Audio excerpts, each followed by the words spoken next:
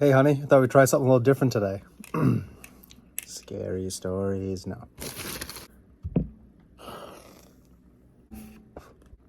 Got some tea. I'm gonna burn my sleeve off. How's that look? Okay. Hey, honey. How's it going? I thought I would read to you today. So I'm gonna get these candles up higher after I show you all these books. This is probably symptomatic of how my mind works. Is the word symptomatic? I don't know. These are all the books that I'm in the middle of. So, I had an old joke with my friends. I'm on page 20 of 100 books. So Denial of Death by Ernest Becker. We'll talk about that. Sylvia Plath collected poetry. The Intelligent Investor. Snooze Fest. The Art of War. So I can win every argument against your mother. Rob gave me this. It's a space book from the 1960s. He got in Hilton Head, South Carolina. So it's kind of cool seeing what the science is like from then. I'll show you this last. This is an awesome book, Einstein's Miraculous Year, Annus Mirabilis. So in 1905, it's all of his 5 papers in depth, all the math and everything involved. So I'm excited to, where am I in this? About this much in, and it's awesome so far. Sylvia Plath, The Bell Jar. Had a Darkness, what inspired Apocalypse Now and Anthony Bourdain. And what I'm reading most presently, like in the mornings, is The Worm at the Core, on the role of death in life, which is so let's stack these books to make the candles up, which is extrapolating more on Ernest Becker's work, which I showed you in the beginning, The Denial of Death. So maybe these books can lift the candles up. What do you think? This is one of my candles. Girl, you need to calm the F down.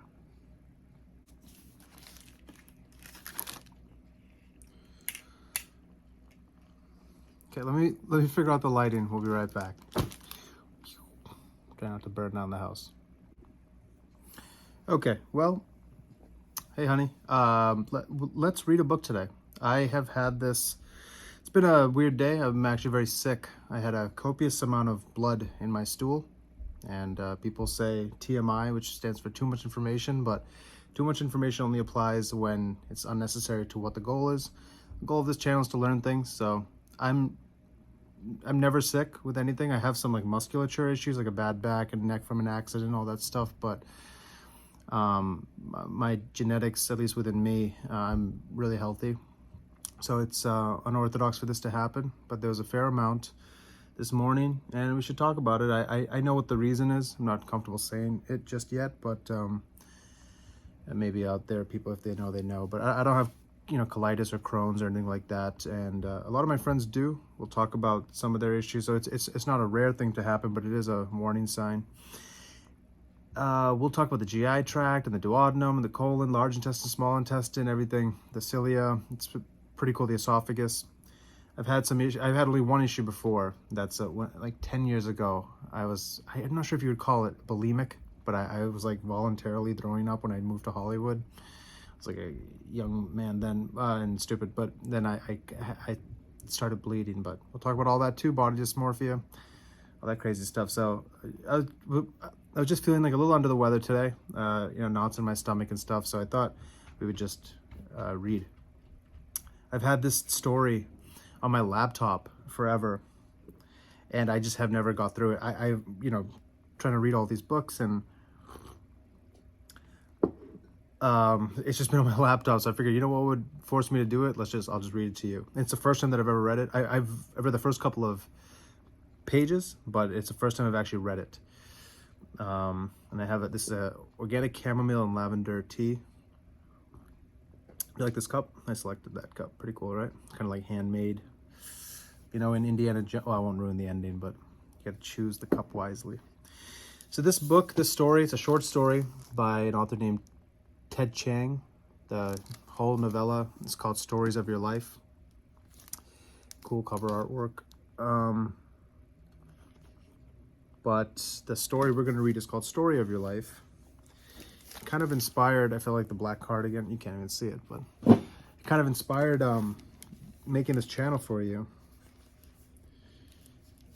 You're gonna have to suffer, if you choose to, through my shrill voice reading it, but let's read some of it. They made it into a movie called Arrival. And yeah, does this work? Okay. Story of Your Life by Ted Chiang. Your father is about to ask me the question. This is the most important moment in our lives, and I want to pay attention. Note every detail. Your dad and I have just come back from an evening out dinner and a show. It's after midnight. We came out onto the patio. How does that look if I'm like this? Is that weird? I'm gonna grab my book light so I can be more... Let's set the mise en scène.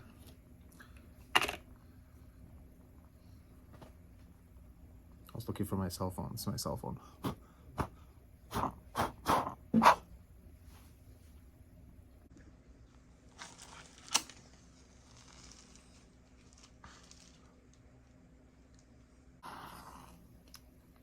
Fire is a plasma state, right? It's not solid, liquid, or gas. And a little brain teaser for you is fire can only burn if there's oxygen present.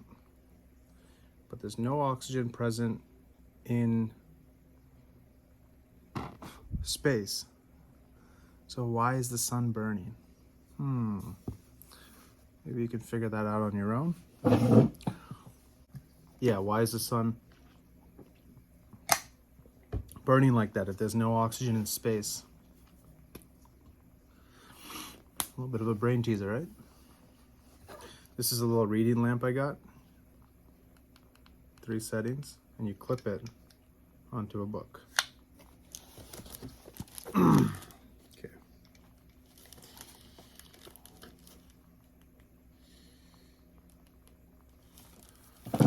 Does that look okay? All right, let's restart this. Story of Your Life by Ted Chiang. Your father is about to ask me the question. This is the most important moment in our lives, and I want to pay attention. Note every detail. Your dad and I have just come back from an evening out, dinner and a show. It's after midnight. We came out onto the patio to look at the full moon. Then I told your dad I wanted to dance, so he humors me, and now we're slow dancing.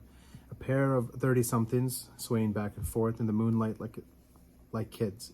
I don't feel the night chill at all. And then your dad says, "Do you want to make a baby?" Right now, your dad and I have been married for about 2 years, living on Ellis Avenue. When we move out, you'll still be too young to remember the house, but we'll show you pictures of it, tell you stories about it.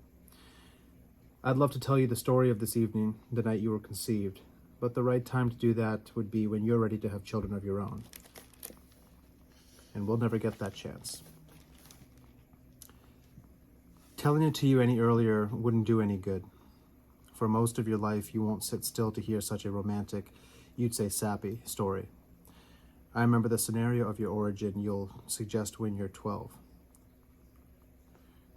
The only reason you had me was so that you could get a maid, and was so that you could get a maid you wouldn't have to pay, you'll say bitterly, dragging the vacuum cleaner out of the closet. That's right, I'll say. 13 years ago, I knew the carpets would need vacuuming and around now, and having a baby seemed to be the cheapest and easiest way to get the job done. Now kindly, get on with it. If you were my mother, this would be illegal, you'll say, seething as you unwind the power cord and plug it into the wall outlet.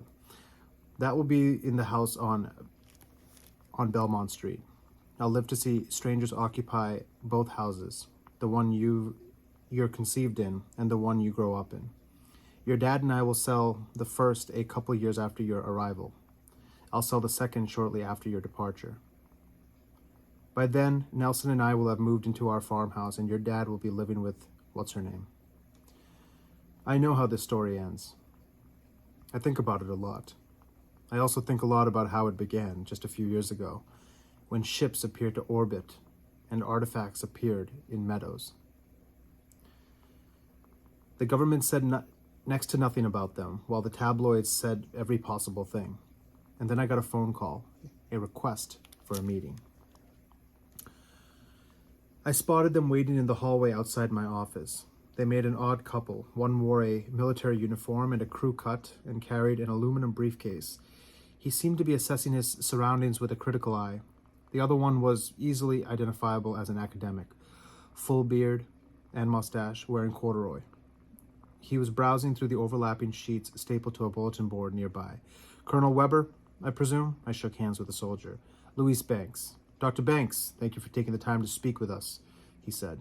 "Not at all. Any excuse to avoid the faculty meeting." Colonel Weber indicated his companion. "This is Dr. Gary Donnelly, the physicist I mentioned when we spoke on the phone." "Call me Gary," he said as we shook hands. "I'm anxious to hear what you have to say." We entered my office. I moved a couple of stacks of books off the second guest chair and we all sat down. "You said you wanted me to listen to a recording. I presume this has something to do with it. This has something to do with the aliens?" "All I can offer is the recording," said Colonel Weber. "Okay, let's hear it." Colonel Weber took a tape machine out of his briefcase and pressed play. The recording sounded vaguely like that of a wet dog shaking the water off its fur. "What do you make of that?" he asked. I withheld my comparison to a wet dog. "What was the context in which this recording was made?" "I'm not at liberty to say." "It would help me interpret those sounds. Could you see the alien while he was speaking? Was it doing anything at the time?" "The recording is all I can offer." "You won't be giving anything away if you tell me that you've seen the aliens. The public's assumed you have." Colonel Weber wasn't budging. "Do you have any opinion about the linguistic properties?" he asked. "Well, it's clear that their vocal tract is substantially different from a human vocal tract. I assume that these aliens don't look like humans." The colonel was about to say something non-committal when Gary Donnelly asked, "Can you make any guesses based on the tape?" "Not really. It doesn't sound like they're using a larynx to make those sounds, but that doesn't tell me what they look like." Is there anything else you can tell us?" asked Colonel Weber. I could see he wasn't accustomed to consulting a civilian. "Only that establishing communication is going to be really difficult because of the difference in anatomy. They're almost certainly using sounds that the human vocal tract can't reproduce, and maybe sounds that the human ear can't distinguish." "You mean infra or ultrasonic frequencies?" asked Gary Donnelly. "Not specifically. I just mean that the human auditory system isn't an absolute acoustic instrument. It's optimized to recognize the sounds that a human larynx makes. With an alien vocal system, all bets are off." I shrugged. "Maybe we'll be able to hear the differences between alien phonemes, Phonemes. Phonemes? Between alien phonemes, I'll find out the pronunciation. Given enough practice, but it's possible our ears simply can't recognize the distinctions they consider meaningful. In that case, we'd need a sound spectrograph to know what an alien is saying." Colonel Weber asked, "Suppose I give you an hour's worth of recordings. How long would it take you to determine if we need this sound spectrograph or not?" "I couldn't determine that with just a recording, no matter how much time I had. I'd need to talk to the aliens directly." The colonel shook his head. "Not possible." I tried to break it to him gently. "That's your call, of course. But the only way to learn an unknown language is to interact with a native speaker. And by that, I mean asking questions, holding a conversation, that sort of thing. Without that, it's simply not possible. So if you want to learn the alien's language, someone with training in field linguistics, whether it's me or someone else, will have to talk with an alien.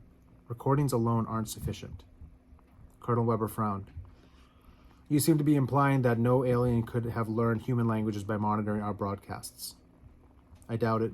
They'd need instructional material specifically designed to teach human languages to non-humans. Either that or interaction with a human.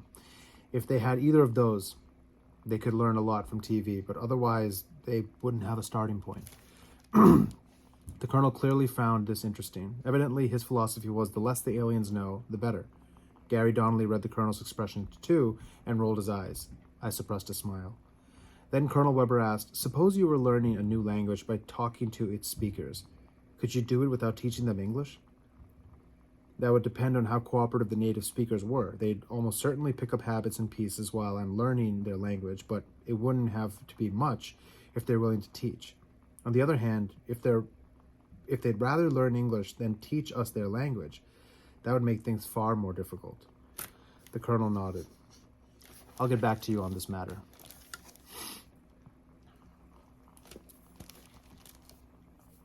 Should I change anything? Should we keep going?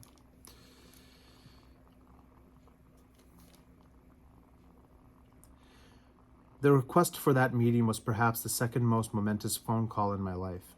The first, of course, will be the one from Mountain Rescue. At that point, your dad and I will be speaking to each other, or maybe once a year tops. After I get that phone call, though, the first thing I'll do will be to call your father. He and I will drive out together to perform the identification, a long, silent car ride. I remember the morgue, all tile and stainless steel, the hum of refrigeration and smell of antiseptic. An orderly will pull the sheet back to reveal your face. Your face will look wrong somehow, but I'll know it's you. Yes, that's her, I'll say. She's mine. You'll be 25 then. The MP checked my badge, made a notation on his clipboard, and opened the gate. MP stands for military police. I drove the off-road vehicle into the encampment, a small village of tents pitched by the army in a farmer's sun-scorched pasture. At the center of the encampment was one of the alien devices, nicknamed looking glasses. According to the briefings I'd attended, there were 9 of these in the United States, 112 in the world. The looking glasses acted as two-way communication devices, presumably with the ships in orbit. No one knew why the aliens wouldn't talk to us in person, fear of cooties maybe. A team of scientists, including a physicist and a linguist, was assigned to each looking glass. Gary Donnelly and I were on this one. Gary was waiting for me in the parking area. We navigated a circular maze of concrete barricades until we reached the large tent that covered the looking glass itself. In front of the tent was an equipment cart loaded with goodies borrowed from the school's phonology lab.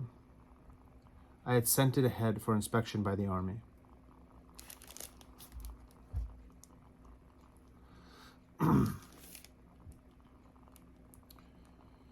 Also outside the tent were 3 tripod-mounted video cameras whose lenses peered through the windows in the fabric wall into the main room. Everything Gary and I did would be reviewed by countless others, including military intelligence. In addition, we would each send daily reports, of which mine had to include estimates on how much English I thought the aliens could understand.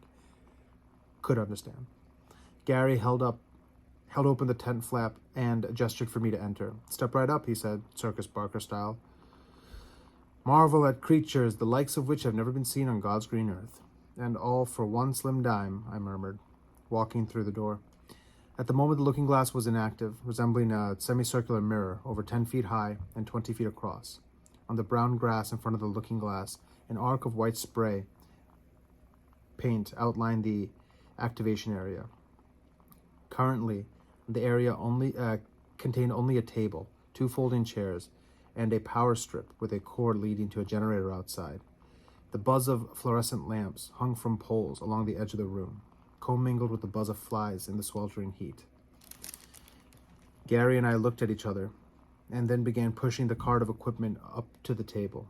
As we crossed the paint line, the looking glass appeared to grow transparent. It was as if someone was slowly raising the illumination behind tinted glass. The illusion of depth was uncanny. I felt I could walk right into it. Once the looking glass was fully lit, it resembled a life-size diorama of a semicircular room. The room contained a few large objects that might have been furniture, but no aliens. There was a door in the curved rear wall. We busied ourselves connecting everything together: microphone, sound spectrograph, portable computer, and speaker. As we worked, I frequently glanced at the looking glass, anticipating the aliens' arrival.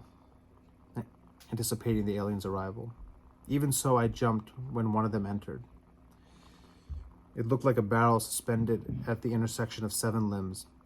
It was radially symmetric, and any of the limbs could serve as an arm or a leg. The one in front of me was walking around on 4 legs, 3 non-adjacent arms curled up at its sides. Gary called them heptapods. I'd been shown videotapes, but I still gawked. Its limbs had no distinct joints. Anatomists guessed they might be supported by vertebral columns. Whatever their underlying structure, the heptapod's limbs conspired to move it in a disconcertingly fluid manner. Its torso roared atop the rippling limbs as smoothly as a hovercraft. 7 lidless eyes ringed the top of the heptapod's body. It pulled back to the doorway from which it entered, made a brief sputtering sound, and returned to the center of the room, followed by another heptapod. At no point did it ever turn around. Eerie, but logical, with eyes on all sides, any direction might as well be forward. Gary had been watching my reaction. "Ready?" he asked. I took a deep breath. "Ready enough." I'd done plenty of field work before in the Amazon, but it had always been a bilingual procedure. Either my informants knew some Portuguese, which I could use, or I'd previously gotten an intro to their language from the local missionaries. This would be my first attempt at conducting a true monolingual discovery procedure. It was straightforward enough in theory, though. I walked up to the looking glass, and a heptapod on the other side did the same. The image was so real that my skin crawled.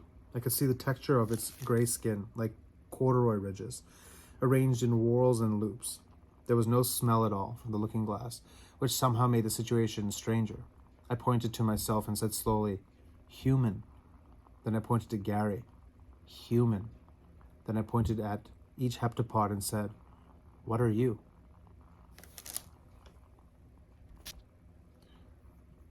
No reaction. I tried again, and then again. One of the heptapods pointed to itself with one limb. The 4 terminal digits pressed together. That was lucky. In some cultures, a person pointed with his chin. If the heptapod hadn't used one of its limbs, I wouldn't have known what gesture to look for. I heard a brief fluttering sound and saw a puckered orifice at the top of its body vibrate. It was talking. Then it pointed to its companion and fluttered again. It's kind of cool, right? I went back to my computer on its screen. On its screen were 2 virtually identical spectrographs representing the fluttering sounds. I marked a sample for playback. I pointed to myself and said, "Human," again, and did the same with Gary. Then I pointed to the heptapod and played back the flutter on the speaker. The heptapod fluttered some more. The second half of the spectrograph for this utterance looked like a repetition. Call the previous utterances Flutter 1. Then this one was Flutter 2, Flutter 1. I pointed at something that might have been a heptapod chair. "What is that?" The heptapod paused, and then pointed at the chair and talked some more. The spectrograph for this differed distinctly from that of the earlier sounds, Flutter 3. Once again, I pointed to the chair while playing back Flutter 3. The heptapod replied, judging by the spectrograph, it looked like Flutter 3, Flutter 2. Optimistic interpretation, the heptapod was confirming my utterances are correct, which implied compatibility between heptapod and human patterns of discourse. Pessimistic interpretation, it had a nagging cough. You take a break, or are you doing okay?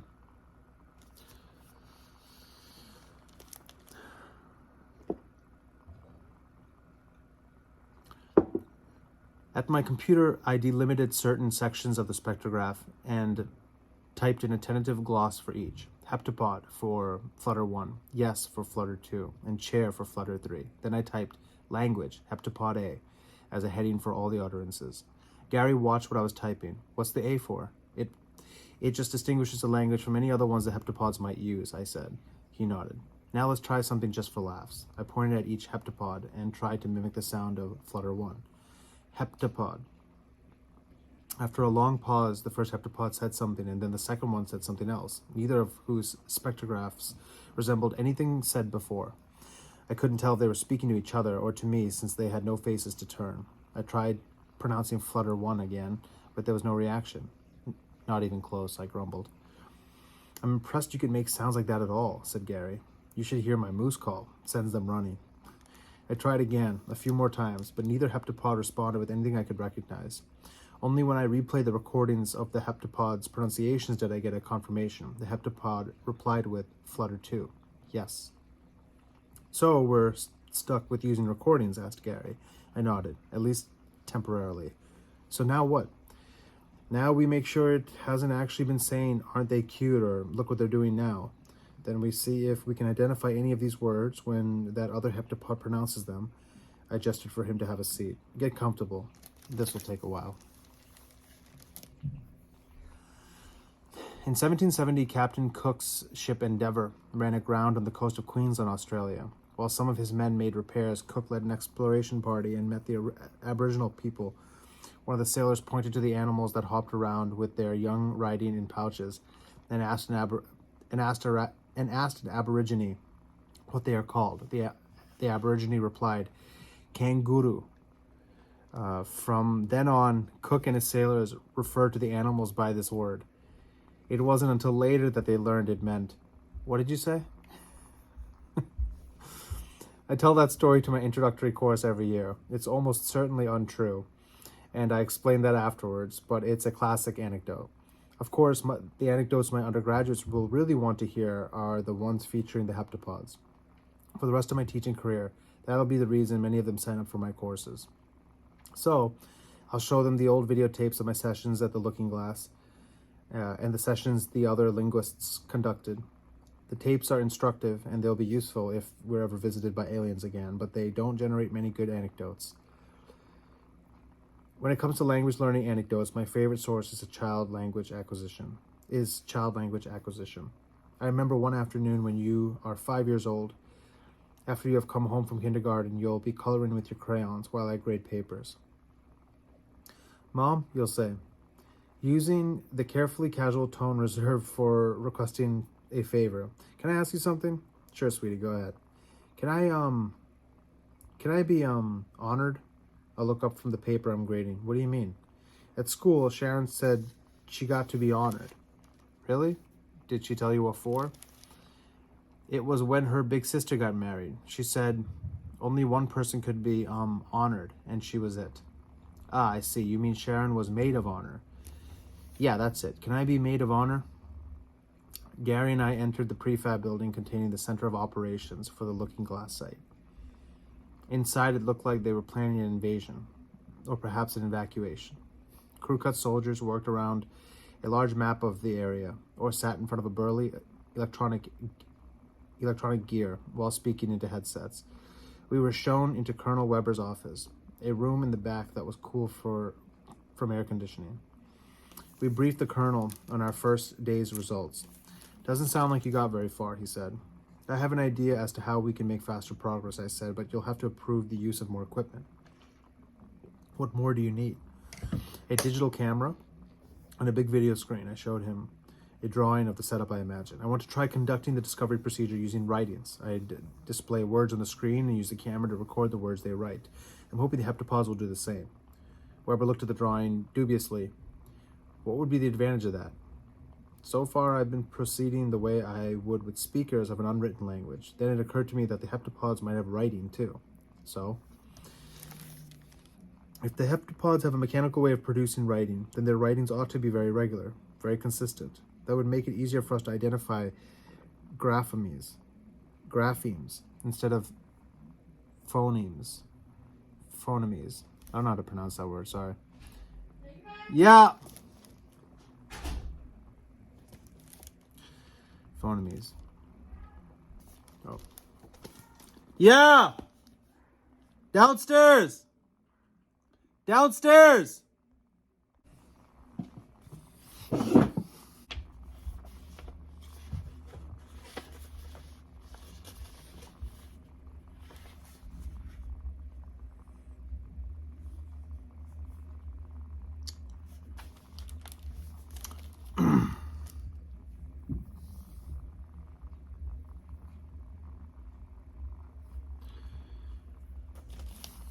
If the heptapods have a mechanical way of producing writing, then their writing ought to be very regular, very consistent. That would make it easier for us to identify graphemes instead of phonemes. It's like picking out the letters in a printed sentence instead of trying to hear them when the sentence is spoken aloud. "I take your point," he admitted. And how would you respond to them? Show them the words they display to you? Basically. And if they put spaces between words, any sentences we write would be a lot more intelligible than any spoken sentence we might splice together from recordings. He leaned back in his chair. You know, we want to show as little of our technology as possible. I understand, but we're using machines as intermediaries already. If we can get them to use writing, I believe progress will go much faster than if we're restricted to the sound spectrographs. The colonel turned to Gary. Your opinion? It sounds like a good idea to me. I'm curious whether the heptapods might have difficulty reading our monitors. Their looking glasses are based on a completely different technology than our video screens. As far as we can tell, they don't use pixels or scan lines, and they don't refresh on a frame-by-frame basis. You think the scan lines on our video screens might render them unreadable to the heptapods? It's possible, said Gary. We'll just have to try it and see. Weber considered it. For me, it wasn't even a question, but from his point of view, it was a difficult decision. Like a soldier, though, he made it quickly. Request granted. Talk to the sergeant outside about bringing in what you need. Have it ready for tomorrow. I remember one day during the summer when you're 16. For once, the person waiting for her date to arrive is me. Of course, you'll be waiting around too, curious to see what he looks like. You'll have a friend of yours, a blonde girl with the unlikely name of Roxy, hanging out with you, giggling. You may feel the urge to make comments about him, I'll say, checking myself in the hallway mirror. Just restrain yourself until we leave. Don't worry, Mom, you'll say. We'll do it so that he won't know. Roxy, you ask me what I think the weather will be like tonight. Then I'll say what I think of Mom's date. Right, Roxy will say. No, you most definitely will not, I'll say. Relax, Mom, he'll never know. We do this all the time. What a comfort that is. A little later on, Nelson will arrive to pick me up. I'll do the introductions, and we'll all engage in a little small talk on the front porch. Nelson is ruggedly handsome, to your evident approval. Just as we're about to leave, Roxy will say to you casually, So, what do you think the weather will be like tonight? I think it's going to be really hot, you'll answer. Roxy will nod in agreement. Nelson will say, Really? I thought it was supposed to be cool. I have a sixth sense about these things, you'll say. Your face will give nothing away. I get the feeling it's going to be a scorcher. Good thing you're dressed for it, Mom. I'll glare at you and say goodnight. As I lead Nelson toward his car, he'll ask me amused, I'm missing something here, aren't I? A private joke, I'll mutter. Don't ask me to explain it. It's kind of funny, right? At our next session at the Looking Glass, he repeated the procedure we had performed before, this time displaying a printed word on our computer screen at the same time we spoke, showing human while saying human, and so forth. Eventually, the heptapods understood what we wanted and set up a flat circular screen mounted on a small pedestal. One heptapod spoke and then inserted a limit to a large socket in the pedestal. A doodle of script, vaguely cursive, popped into the screen. We soon settled into a routine, and I compiled two parallel corpora, one of spoken utterances, one of writing samples based on first impressions. Based on first impressions, their writing appeared to be logographic, which was disappointing. I had been hoping for an alphabetic script to help us learn their speech. The logograms might include some phonetic information, but finding it would be a lot harder than with an alphabetic script. By getting up close to the looking glass, I was able to point to various heptapod body parts, such as limbs, digits, and eyes, and elicit terms for each. In turn, it turned out that they had an orifice on the underside of their body, lined with articulated bony ridges, probably used for eating, while the one at the top was for respiration and speech. There are no other conspicuous orifices. Perhaps their mouths was their anus too. Those sorts of questions would have to wait. I also tried asking our two informants for terms for addressing each individually, personal names, if they had such things. Their answers were, of course, unpronounceable, so for Gary's and my purposes, I dubbed them Flapper and Raspberry. I had hoped I'd be able to tell them apart. The next day, I conferred with Gary before we entered the Looking Glass tent. I'll need your help with this session, I told him. Sure, what do you want me to do? We need to elicit some verbs, and it's easiest with third-person forms. Would you act out a few verbs while I type the written form on the computer? If we're lucky, the heptapods will figure out what we're doing and do the same. I've brought a bunch of props for you to use. No problem, said Gary, cracking his knuckles. Ready when you are. We began with some simple intransitive verbs: walking, jumping, speaking, writing. Gary demonstrated each one with a charming lack of self-consciousness. The presence of the video cameras didn't inhibit him at all. For the first few actions he performed, I asked the heptapods, "What do you call that?" Before long, the heptapods caught on to what we were trying to do. Raspberry began mimicking Gary, or at least performing the equivalent heptapod action, while Flapper worked their computer, displaying a written description and pronouncing it aloud. In the spectrographs of the spoken utterances, I could recognize their word I had glossed as heptapod. The rest of each utterance was presumably the verb phrase. It looked like they had analogs of nouns and verbs, thank goodness. In their writings, however, things weren't as clear-cut. For each action, they had displayed a single logogram instead of two separate ones. At first, I thought they had written something like walks with the subject implied. But why would Flapper say, "The heptapod walks," while writing walks, instead of maintaining parallelism? Then I noticed that some of the logograms looked like the logogram for heptapod, with some extra spokes added to one side or the other. Perhaps their verbs could be written as affixes to a noun. If so, why was Flapper writing the noun in some instances but not in others? I decided to try a transitive verb. Substituting object words might clarify things.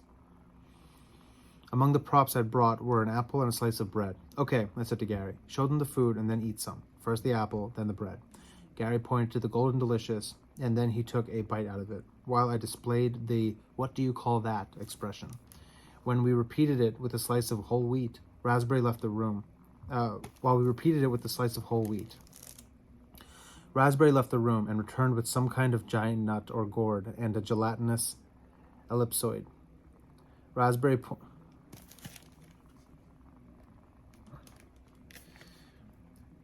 pointed at the ground while Flapper said a word and displayed a logogram. Then Raspberry brought the gourd down between its legs.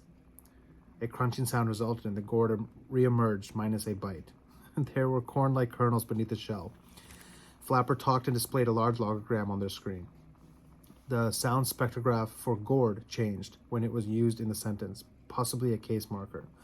The logogram was odd. After some study, I could identify graphic elements that resembled the individual logograms for heptapod and gourd.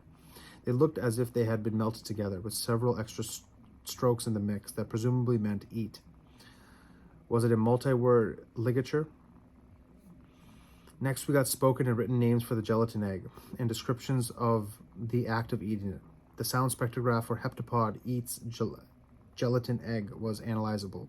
Gelatin egg bore a case marker, as expected, though the sentence's word order differed from last time. The written form, another language... Sorry, I'm screwing up here. The written form, another large logogram, was another matter. This time it took much longer for me to recognize anything in it. Not only were the individual logograms melted together again, it looked as if the one for heptapod was laid on its back, while on top of it the logogram for gelatin egg was standing on its head. Uh-oh. I took another look at the writing for the simple noun-verb examples, the ones that had seemed inconsistent before. Now I realized all of them actually did contain the logogram for heptapod. Some were rotated and distorted by being combined with the various verbs, so I hadn't recognized them at first. "You guys have got to be kidding," I muttered. "What's wrong?" asked Gary. "Their script isn't word divided. A sentence is written by joining the logograms for the constituent words. They join the logograms by rotating and modifying them. Take a look." I showed him how the logograms were rotated. "So they can read a word with equal ease no matter how it's rotated," Gary said. He turned to look at the heptapods, impressed. "I wonder if it's a sequence of their body's radial symmetry. Their bodies have no forward direction, so maybe their writing doesn't either. Highly neat." I couldn't believe it. I was working with someone who modified the word neat with highly. "It certainly is interesting," I said, "but it also means there's no easy way for us to write our own sentences in their language. We can't simply cut their sentences into individual words and recombine them. We'll have to learn the rules of their script before we can write anything legible. It's the same continuity problem we've had we'd have had splicing together speech fragments, except applied to writing. I looked at Flapper and Raspberry in the looking glass, who were waiting for us to continue inside. You aren't going to make this easy for us, are you? To be fair, the heptapods were completely cooperative. In the days that followed, they readily taught us their language without requiring us to teach them any more English. Colonel Weber and his cohorts pondered the implications of that, while I and the linguists at the other looking glasses met via video conferencing to share what we had learned about the heptapod language. The video conferencing made for an incongruous working environment. Our video screens were primitive compared to the heptapod's looking glasses, so that my colleagues seemed more remote than the aliens. The familiar was far away, while the bizarre was close at hand. It would be a while before she'd be ready to ask the heptapod, before we'd be ready to ask the heptapods why they had come, or to discuss physics well enough to ask them about their technology. For the time being, we worked on the basics. Phonemics, graphemics, I'm probably butchering those words, vocabulary, syntax. The heptapods at every looking glass were using the same language, so we were able to pool our data and coordinate our efforts. Our biggest source of confusion was the heptapods writing.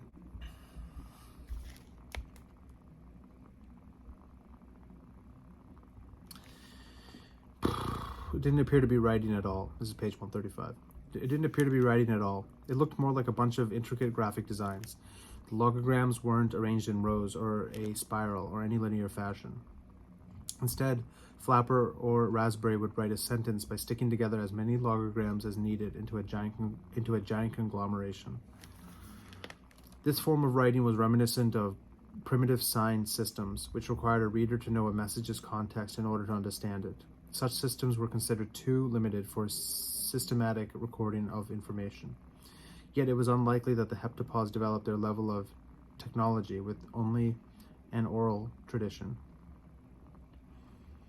That implied one of three possibilities. The first was that the heptapods had a true writing system, but they didn't want to use it in front of us. Colonel Weber would identify with that one. The second was that the heptapods hadn't originated the technology they were using. They were illiterates using someone else's technology. The third, and most interesting to me, was that the heptapods were using a nonlinear system of orthography that qualified as true writing. Should note in the books there are these markers with 3 dots, and I think that's where they kind of switch to the story of her as a kid. I guess this girl as a kid.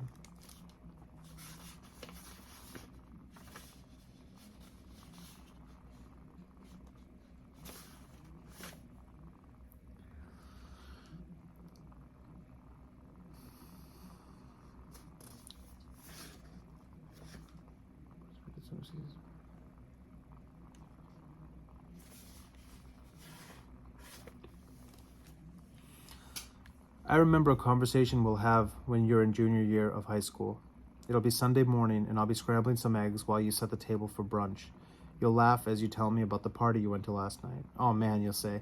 They're not kidding when they say that body weight makes a difference. I didn't drink any more than the guys did, but I got so much drunker.